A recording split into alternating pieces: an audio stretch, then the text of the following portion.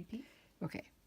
Take your 2.5 inch strip. It will be, you know, however long you need it to be for your quilt.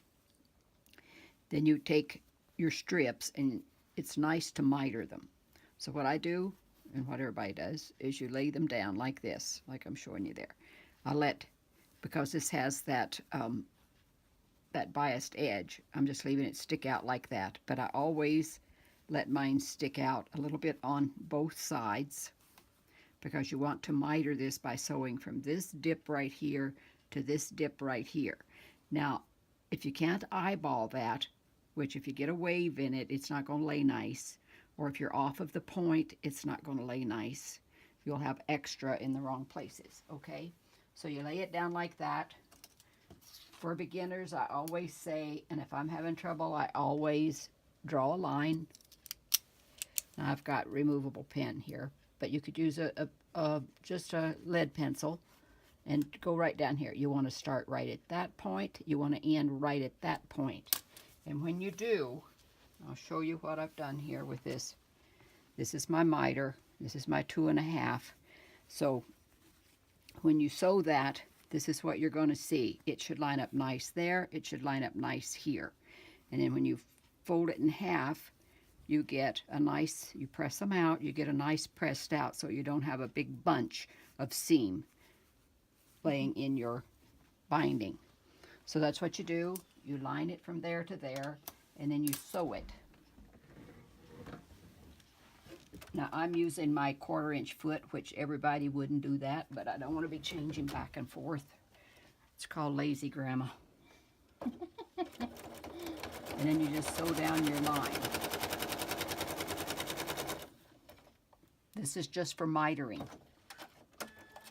There's other patterns that you would do. You would draw a line and sew a 1/4 inch on each side of it. That's for some other kind of block you're making. So anyway, once you do that, then you trim off this little bit and then do your about a 1/4 inch. It's not really pertinent because it's not matching up with anything, but I trim here and I go up and I trim there, and that gives you that nice edge when you fold it back and press it out. So I'll just show you how this will lay out. Okay, like yeah, that. So you trim those edges. So you just trim those edges so they're not in your way, and you would have a 1/4 inch seam on each side. You know, okay. on it, you know, laying out, so when you press it out, it catches well. Yeah.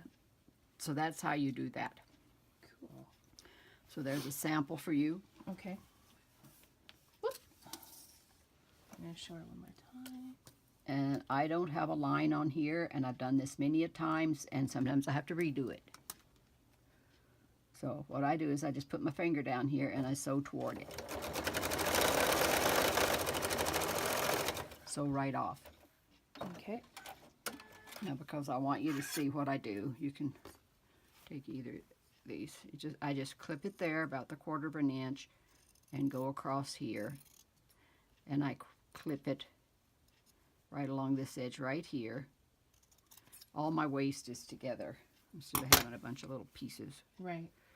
And then you just finger press it to start, and then when you go to your machine to lay this in half, it'll lay out there nicely.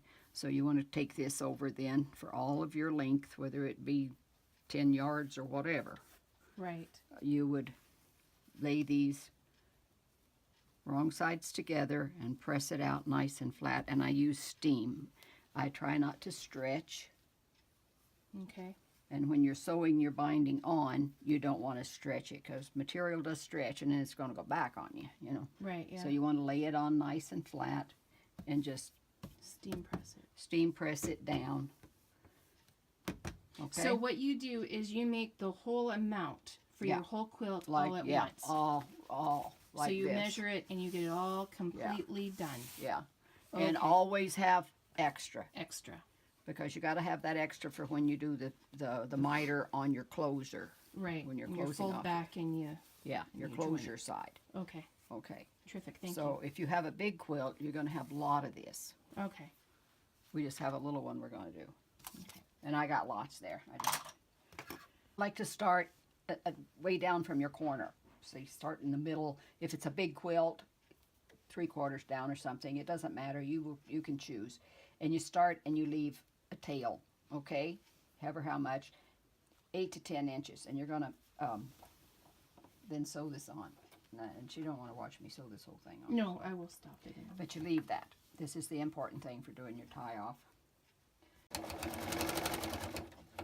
you're coming up to the corner. Yeah, I'm coming up to the corner. I will stop my 1/4 of an inch away. Sometimes it's hard to tell. Some people will put a pin there to stop themselves. I'll put the needle down. And I'm going to sew off of that point. Cut my thread. Miter my corner. And that's what you're doing. You're mitering your corner. Pull this back. Now you see this, I like to cut 1/4 of an inch away from my side. In some places on this quilt it may not show up, but 1/4 of an inch away so that you have feeling for your binding.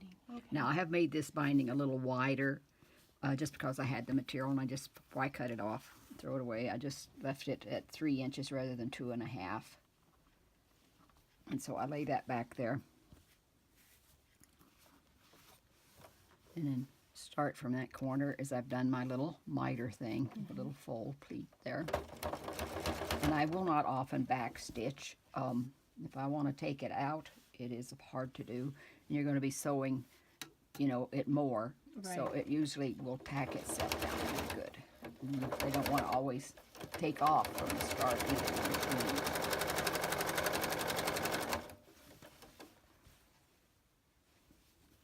Right. That would be right? That would be right because my two folds are up on top. Okay. Okay, that would be right.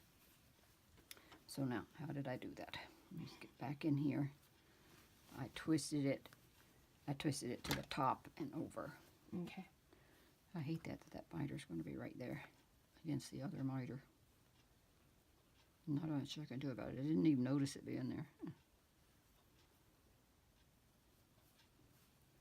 Now just to hold this in this area, I will pin it because it will walk on you when you're trying to handle this. If I can get that one to stay straight. And I'm going to bring it in here. And if you needed to make look at that. If you needed to make a mark, you make a mark. I'm going to go right off of that point. And I'm going to come right down to this point. So you're mitering right over your other miter, basically. Yeah, basically. Yeah. Not all quilts will do that. Well, you need to watch it. Yeah. More times than enough they come out too close, and I'll go back and add in a piece to get it out of my way. Oh, okay. You know, take it back and... Yeah.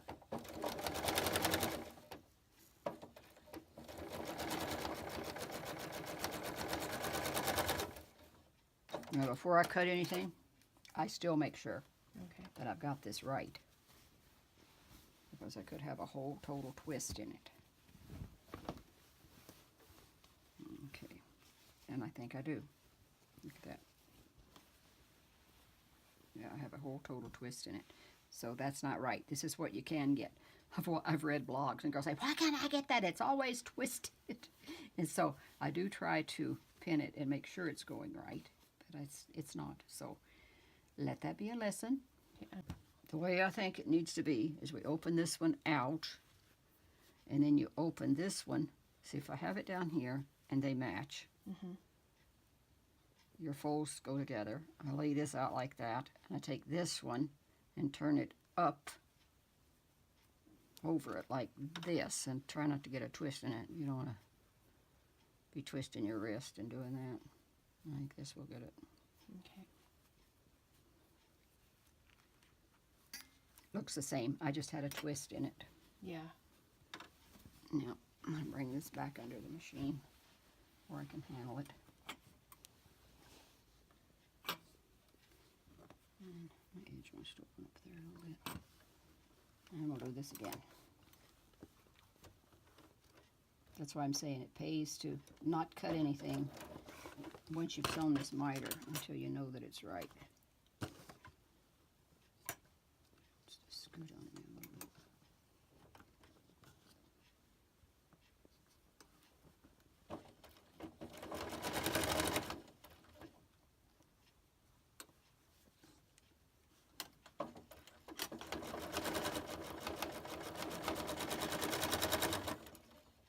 eyeball that best I can without seeing. Hey, come off of that corner. Pretty good. Okay, I'll check it again. Oh, woo! Now this is the way it has to be, so that when you lay it back up Awesome. that way, You finished you've got sewing. it. Yeah. Now you just cut all that Cut extra. all this off, and as you see, you don't have those little extra tails on this because you don't have it to play with.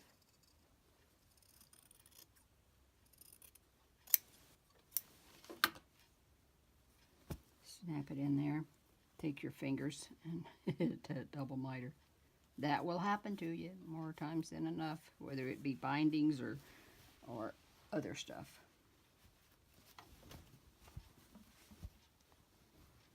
Then you just go in here and you finish sewing down. I think I can. Okay, just kind of stretching over maybe. I'm working with flannel, so it's a little bit stretchy in places here.